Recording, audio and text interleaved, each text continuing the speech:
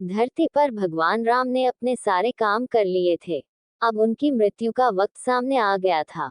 ऐसे में यमराज ने एक साधु का रूप लिया और राम के नगर पहुंच गए।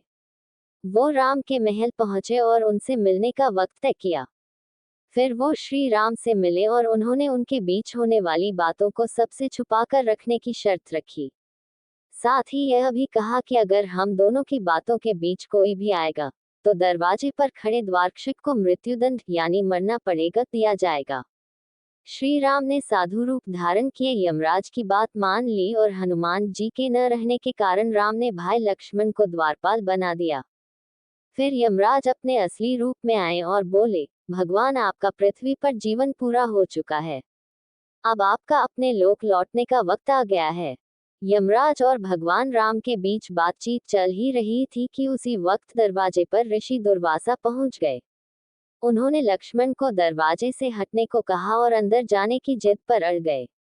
लक्ष्मण ने मना किया तो वह श्री राम को श्राप देने की बात करने लगे।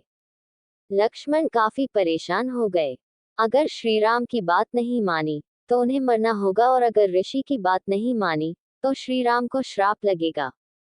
इस स्थिति में उन्होंने एक मुश्किल फैसला लिया और ऋषि को अंदर जाने दिया।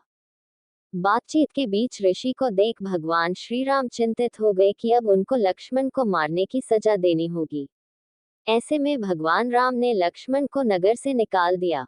लक्ष्मण ने अपने भाई के वादे को निभाने के लिए सरयू नदी में जाकर जल समाधि डूब गए ले ली।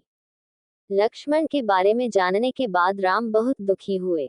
फिर भगवान श्री राम ने भी जल समाधि लेने का फैसला किया। श्री राम भी सरयू नदी में जल समाधि लेने के निकल पड़े। उस वक्त वहां भरत, शत्रुघ्न, हनुमान, सुग्रीव और जामवंत भी मौजूद थे। देखते ही देखते भगवान श्री राम सरयू नदी में समा गए।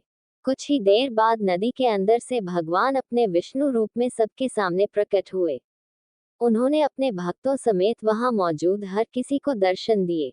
इस तरह भगवान राम धरती पर अपने जीवन को पूरा कर स्वर्ग लौट गए।